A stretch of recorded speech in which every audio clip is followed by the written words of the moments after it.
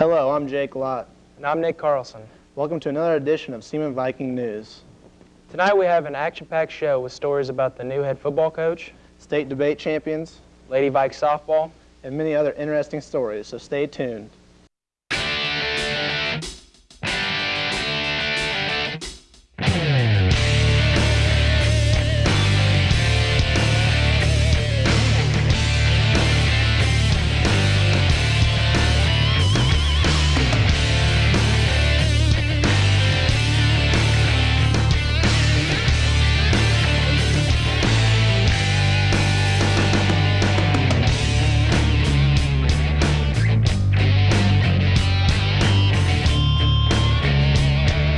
Seaman is full of talented people, one being Devin Chance. Jessica Porter sat down and talked to him. Devin Chance, a student from Seaman High School, has a passion for music, and along with his passion for music, he is very talented at the guitar and performing. I spoke with him about his accomplishments that he has made so far. I'm in a cover band right now. It's called Straight Shot, and I started playing in that band when I was 11. I perform at clubs, bars. I just play every weekend. I've opened up for Jackal, and I've played with the Southern Rock All-Stars. You may wonder how Devin got so good at playing the guitar. Well, he practices for about 30 minutes to an hour every day, preferably Jimi Hendrix.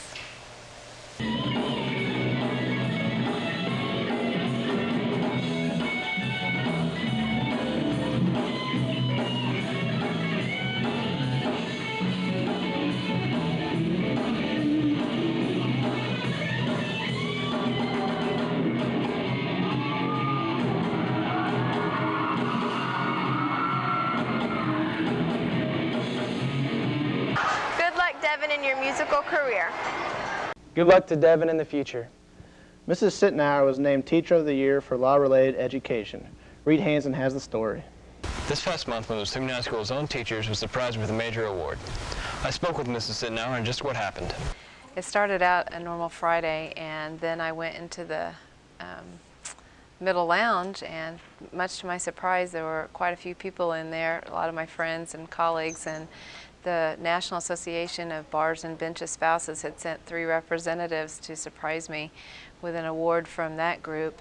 I also spoke with Mrs. Nancy Butler, who surprised Mrs. Sittenauer with the award, along with 2 other members of the local chapter. I'm Nancy Butler, and I'm on the board of directors for the American Lawyers Auxiliary. I am here today to pay tribute to Ms. Susan Sittenauer, who was chosen the National Teacher of the Year for high school teachers of law-related education. And since we are neighbors, I'm from Kansas City, Missouri, and you are here in Topeka, Kansas. It was close enough for us to do this today.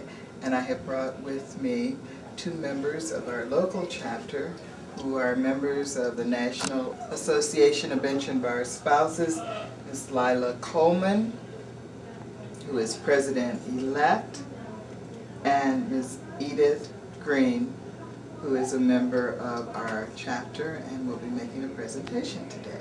So if you see Mrs. Sittenauer, be sure to congratulate her on her award. Congratulations to Mrs. Sittenauer. Finally, the suspense has ended. Seaman named assistant coach Blake Pierce to be the successor to longtime football coach Bill Lowe. For many years now, people have been accustomed to seeing Coach Lowe roam the sidelines at Seaman High football games, until recently when he resigned as the head coach. Seaman picked assistant coach Blake Pierce, who's also been a player here at Seaman High School, to fill the spot. We talked to athletic director Brad Dietz about the selection process. Well, we opened up for interviews. People could apply for it, and we left that open for about a month, 3.5 weeks, I think, exactly. And then from that group of people, we had a committee get together of 6 people, and we selected 10 of our top candidates to go through an interview. And then we contacted those people, interviewed those people over a series of 4 days, and then we came to some finalists, and those finalists were involved in a second interview with our superintendent. And then after that time, a final decision was made. So the candidates had to go through an application process, Then the 10 lucky ones, I guess you'd say, got an interview, and then the finalists got a second interview. So the process took about 2 weeks after we started the interviewing process. We felt like our program is in good shape, and that's probably a credit to Bill Lowe and the way he left the program. And we felt like we had good assistants that have been with us for a long time. Coach Pierce has been an assistant coach for 17 years. He's been in the program at Washburn Rural back when they were the best program in the city for Ron Bowen. Won several state championships. Went to Osage City for a year, came here, and he was very impressive in the interview process. I think the committee was very impressed. Almost everybody, to a person, was very impressed with, and we were with a lot of our candidates. But I think it's a credit to Coach Lowe and the way he's left this program to have good people on staff. And it's hard to look outside of good assistant coaches that are ready to step up. You kind of have to think of the Roy Williams. Nobody thought much of Roy Williams when he got the job at KU, but they knew he had been in good programs and under good head coaches, and his time had come. And I think the committee felt the same way about Coach Pierce. We interviewed new head coach Blake Pierce about his thoughts on the program and its upcoming years. I just really appreciate the opportunity. I think it says a lot for the football players that we've had in the past and present. It says a lot for our coaches, and especially it says a lot for Coach Lowe and the program that he's established here. And I just hope I can continue the tradition, and I think if our kids continue to play hard and work hard in the weight room and do all the things they have in the past, then we'll continue to be successful. Well, I think I'd be foolish to try to do things a whole lot different from Coach Lowe. Now, there will be some things that are pretty subtle about how we'll do things as far as running the program, but most everything that Coach Lowe did was successful, and I'm going to do as much of that as I possibly can. And the staff is comfortable with it. The kids are comfortable with it.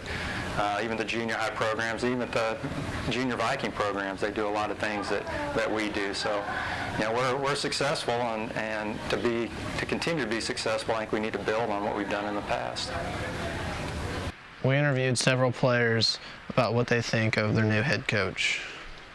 Well, when I heard it was on, when was it? Thursday?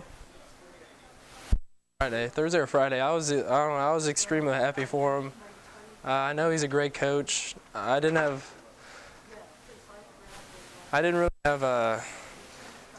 wasn't really a back this year, but I'll probably become one next year. And from what my brothers have said and what all the other backs have said, he's a real great coach. And I've known him this school year, and I really think he's a great guy. And I think we'll be pretty successful next year, even though we only have 2 returning starters.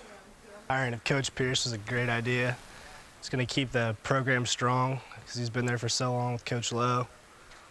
He's got a good feel for football. He's been in quite a few programs.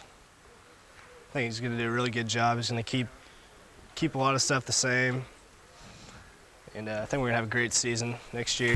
A new legacy has been started here at Seaman High School with Coach Pierce at the helm. We wish him the best of luck for next year's and many years to come. Good luck next season to Coach Pierce. Kevin Hoffman is a teacher and has been a major part in the success of the Seaman High School Bank. Here's Hannah Rule with the story. Many of you wonder who the man behind the bank really is. That man is Mr. Kevin Hoffman. Let's take a look at what Mr. Hoffman does for Seaman High School. Mr. Hoffman received his Bachelor of Science degree in Business Administration from Emporia State University. He received his Master of Arts in Business Education degree from the Catholic University of America in Washington, D.C. Mr. Hoffman teaches business economics, business law, marketing, entrepreneurship, keyboarding, and is the bank sponsor. The bank's a very unique experience in that, as far as we know, it's the only student-run bank of its kind in the country. I asked Mr. Hoffman what his goals for the school year were. Well, my goals are pretty much the same every year in that we are trying in the business department to prepare students for, say, the private sector or the business world. Mr. Hoffman has been working at Seaman High School for 18 years now, and he thinks it's a tremendous place to work. So next time you see Mr. Hoffman, make sure you stop and say hello. Thanks, Hannah, for that lovely report. Seaman High School has 2 new state champions. Robert Riley talks to recent state debate champions Joe Eisenbarth and Jessica Rizak about their success. Jess Rizak and Joe Eisenbarth have been debating for many years now, and after many years of hard work and effort, their efforts have finally paid off as they won the state championship in debate this last year. I talked to both of them on their unique debating style and what made them so successful. Well, Joe and I have always had kind of a weird debate relationship.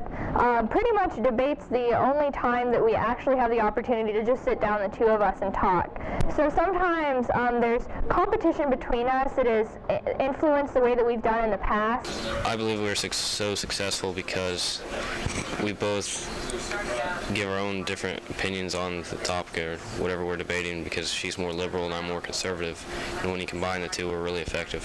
I believe that the reason why we debate is because it's a good way to increase education about different issues.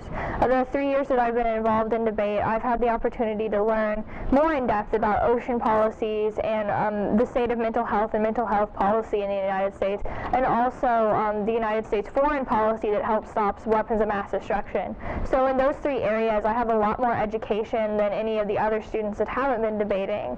And so that's probably the #1 reason why I do it. The other reason is that it's just a lot of fun, and I really like the competition and the ability to compete intellectually with other students. Congratulations to both Jess and Joe on a remarkable debate season this last year. Seaman is very proud of Joe and Jess. Seaman softball is off to a 3-2 record, and Jessica Porter interviewed players and coaches about the season. April's here, which means spring sports are in full swing, and I talked to Coach Hoffman about the upcoming softball season.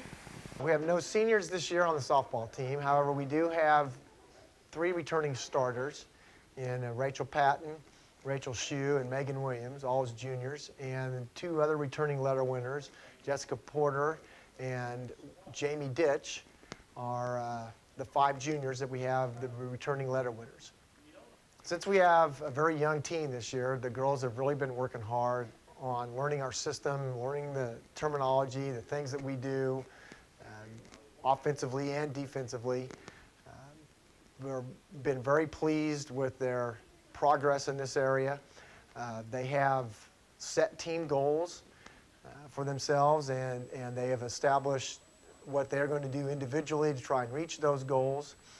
So that's a pretty good start to our season. We're looking forward to our season opener this Friday as we travel down to Emporia. I also spoke with some of the girls from the softball team about their goals for the season.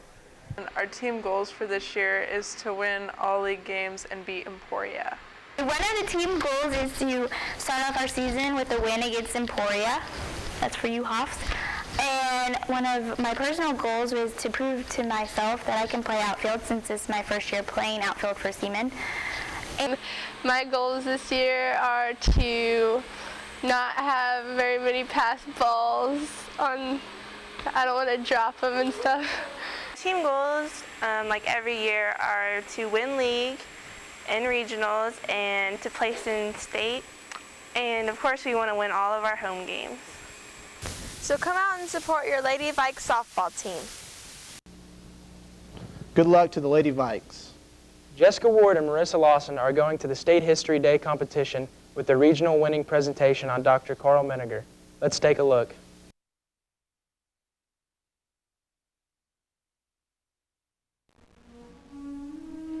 Insanity, lunacy, madness. All words that were used to define the mentally ill in the 1800s. People who were mentally ill had no hope for a cure. They were locked up in asylums where nobody cared. They lay strapped in their beds, being treated more like animals than human beings. It was common for an asylum to have cages for the patients, so that members of a town could look at the patients for entertainment. Psychologists did not know what to do with these crazy people. They simply put them in asylums, handcuffed and heartbroken. Psychotherapy was discovered by Sigmund Freud, but the practice was expensive and most people could not afford it. As an alternative, lobotomies and insulin shock treatment, which nearly killed patients and virtually did nothing for them, were used. Psychiatry was in a dark and lonely time. It was in need for someone to rescue it. There was one man willing to reconstruct psychological practices, to explore the world of psychiatry and change it forever. This great explorer was Carl A. Menninger, the shrink who made it okay to be not okay. On July 22, 1893, Carl Augustus Menninger was born into an intelligent and pioneering family. From birth, he was encouraged by his father, Dr. Charles Frederick Menninger, to become a physician and to join him in a family practice. After visiting the Mayo Clinic, he came home to tell his sons, quote, "I've been to the Mayos, and I have seen a great thing. You boys are going to be doctors, and we are going to have a clinic like that right here in Topeka."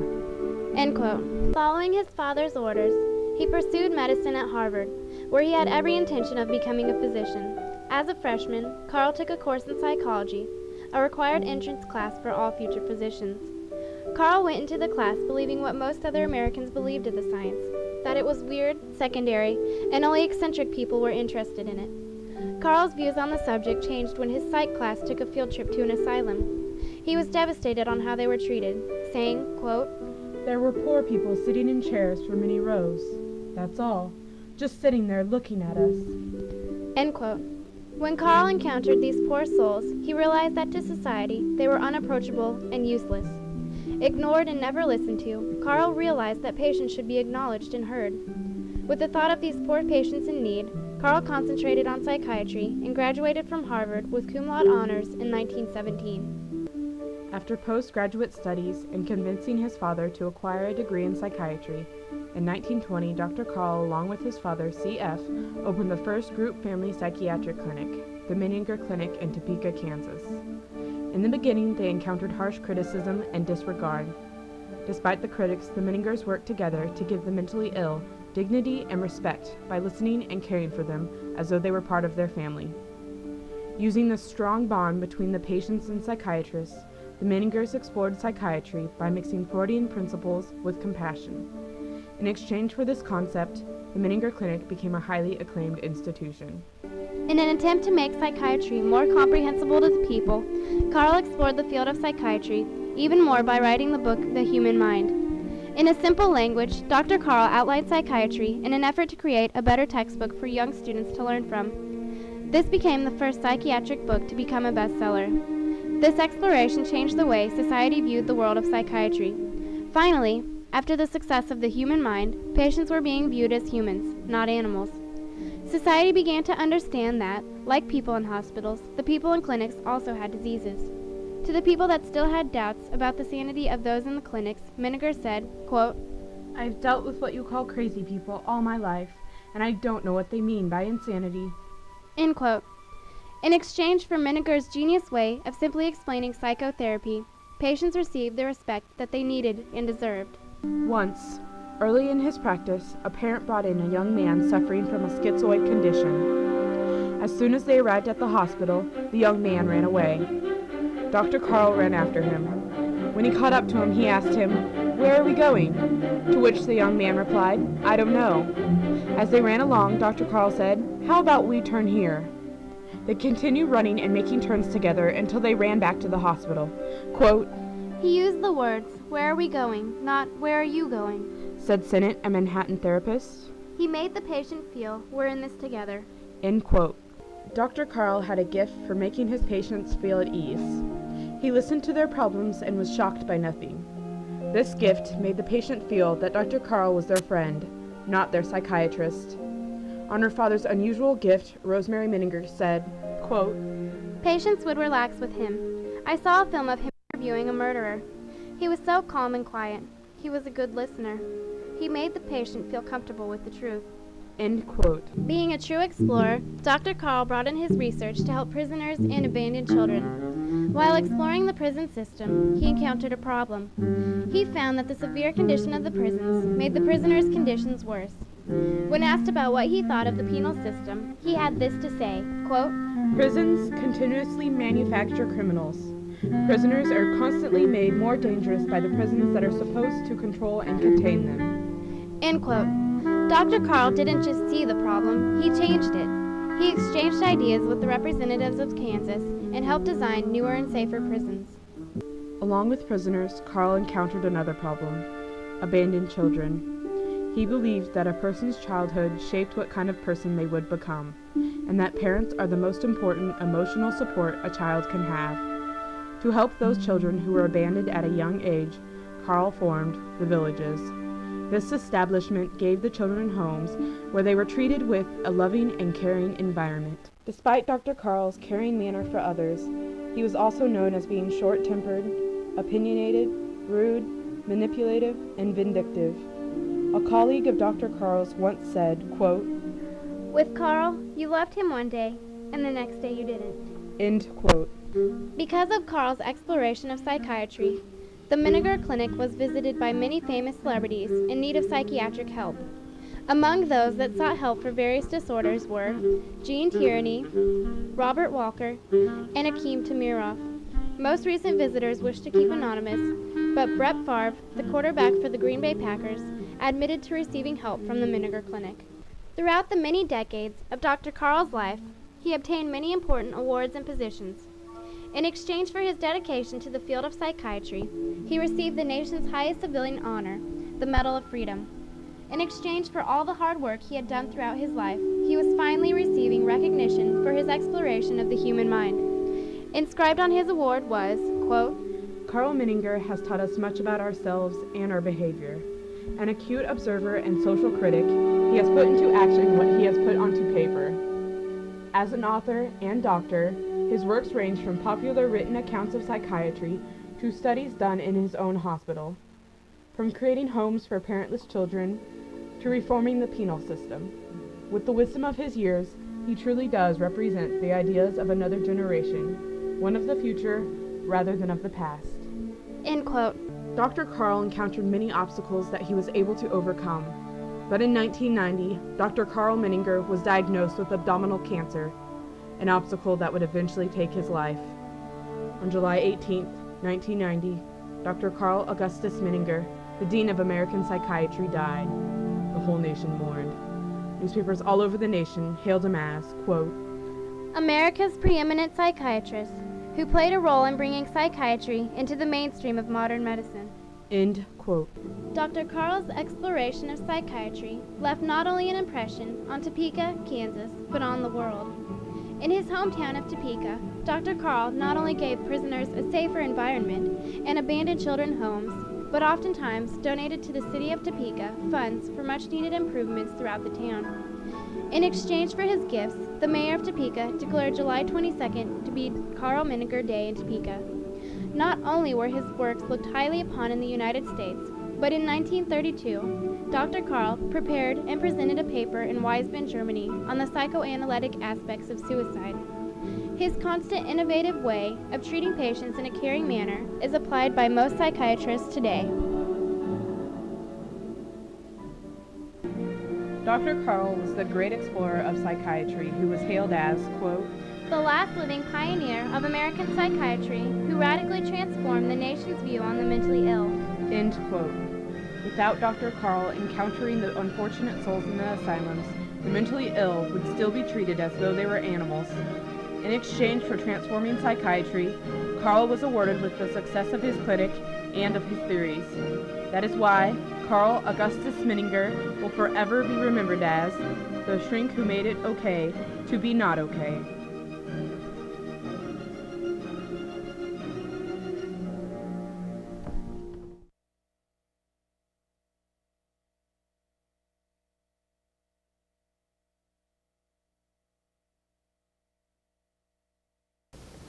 That's all for this evening's show. Tune in for the rebroadcast of this show on Sunday at 8 o'clock. This is Jake Lott and Nick Carlson. Good night.